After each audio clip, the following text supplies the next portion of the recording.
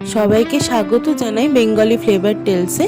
আরও একটি নতুন ভিডিও নিয়ে বেঙ্গলি ফ্লেভার টেলস হাজির হয়েছে আজ। বৃষ্টির দিনে গরম গরম নিরামিষ আলুর চপ। নিরামিষ দিনে কি খাবো ভেবে পায় না, তাই আলুর চপ। আলুর চপে লাগছে সেদ্ধ আলু, লাগছে গোটা জিরে, লাগছে গোটা ধনে, শুকনো লঙ্কা, ছোট এলাচ আর দারচিনি,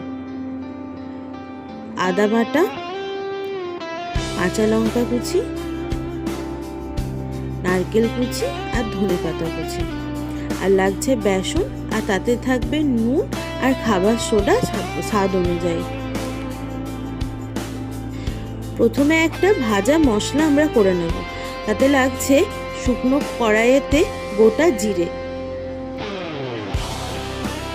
গোটা জিরের পর দেব আমরা গোটা ধনে,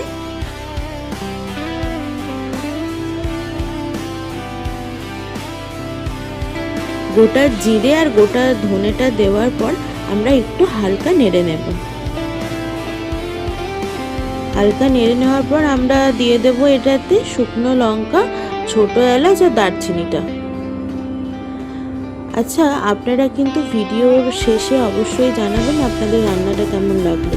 আমাদের যদি ভিডিওতে কিছু পরিবর্তন বা কিছু সংশোধন করতে হয়, সেটা কিন্তু অবশ্যই আপনারা জানাবেন। আপনারা না জানালে কিন্তু আমরা কোনোভাবেই সেটা বুঝতে পারবো না। তো এখানে দেখতেই পাচ্ছেন মশলাটার রং অনেকটাই চেঞ্জ হয়ে গেছে। চেঞ্জ হওয়ার পর এটা আমরা আস্তে আস্তে এবার এটাকে গুঁড়ো করে নেব। আর একটু হালকা হাতে আমরা নেড়ে নিলাম। এরপর আমরা মিক্সিতে মশলাটা গুঁড়িয়ে নিলাম। দেখতে পাচ্ছেন একদম মিহি করে আমরা এটা গুঁড়ো করে নিয়েছি। আর তারপর আমরা নিয়ে নিলাম কড়াইতে পুরটা বাড়ানোর জন্য সর্ষের তেল। সর্ষের তেলের পর দিয়ে দিচ্ছি আমরা আদা বাটা। আর আদা দেবেন তেলে দেওয়ার পর প্রচণ্ড ছেটাই, তো সেই জন্য সঙ্গে সঙ্গে না একটু নুন আর হলুদ গুঁড়ো দিয়ে দেবেন, তাহলে দেখবেন আদা আর একদমই আপনার ছিটকে গায়ে আসবে না।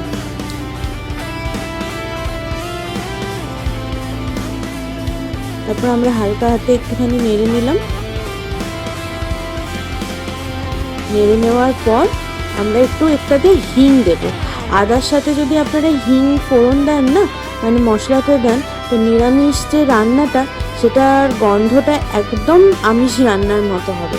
আপনারা বুঝতেই পারবেন না যে ওটা কোনো নিরামিষ খাবার খাচ্ছেন। আমাদের বাঙালিদের তো আজ বৃহস্পতিবার, কাল শনিবার, তো নিরামিষ রান্না তো চলতেই থাকে। তো এরপর দিয়ে দিলাম কাঁচা লঙ্কা কুচিটা, সেদ্ধ আলুটা দিয়ে দিলাম মশলাটা ভাজার পর, আর সঙ্গে দিয়ে দিচ্ছি নারকেল কুচি আর ধনেপাতা কুচি।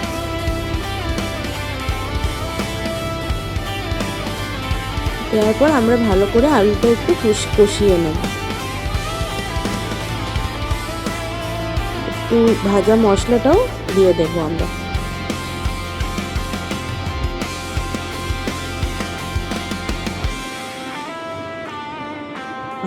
ভালোভাবে আলুটা কষিয়ে নেওয়ার পর ভাজা মশলা, নুন সব একসাথে দিয়ে দিলাম। নুন দিলাম। আলুটা ভালোভাবে কষানোর পর আমরা একটি পাত্রে আলুর পুরটা ঢেলে নিচ্ছি।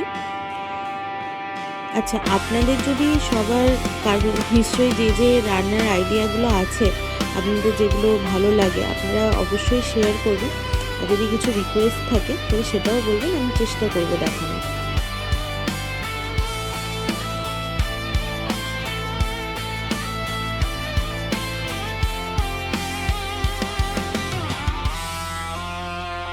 আচ্ছা, আলু যেটা আছে সেটা ঠান্ডা হয়ে গেলে আমরা হাতের সাহায্যে খুব ভালোভাবে মেখে নেব আলুটাকে। তারপর এরকম গোল গোল করে আমরা একটি পাত্রে রাখবো।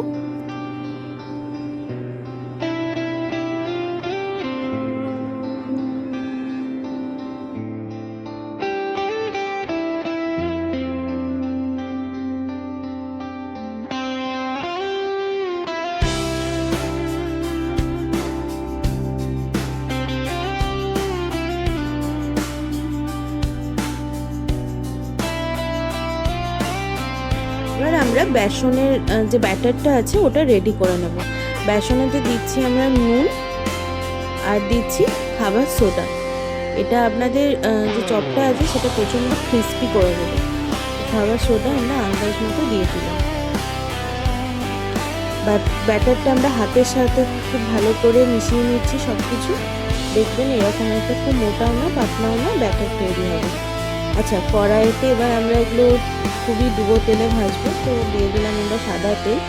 আর তেলটা এসছে কিনা দেখার জন্য আমি একটুখানি বেসন দিয়ে অল্প দেখে নিলাম যে তেলটা খুব ভালোভাবে তৈরি হয়েছে। আর এই ব্যাটারটা ভালো করে রেডি হওয়ার পর ওটাতে একটু গরম তেল দিয়ে দেবেন, তাহলে আরও মুচমুচে হয়ে যাবে। আপনার যে পকোড়া বা যা কিছু করবেন সেটাতে একটু করে গরম তেল দিয়ে দেবেন। এবার হাতে আমি একটুখানি তেল নিয়ে চপের আকারে এই যে ডোগুলো বানিয়ে রেখেছিলাম আলু, সেটা চপের আকারে করে নিয়ে আমি তেলে ছেড়ে দেবো। দেখতেই পাচ্ছেন যে তেল ধোয়াতে কত সহজে উঠে চলে এলো। এরপর আমরা বেসনের মধ্যে ঢুকিয়ে এগুলো আস্তে আস্তে ভেজে নেব।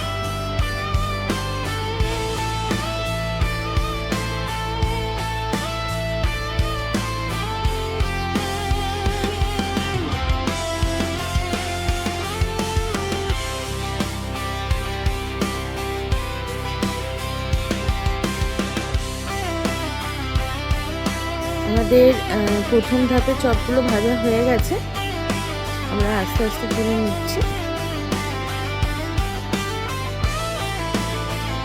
দেখুন একদম রেডি হয়ে গেছে মুচমুচে চপ নিরামিষ।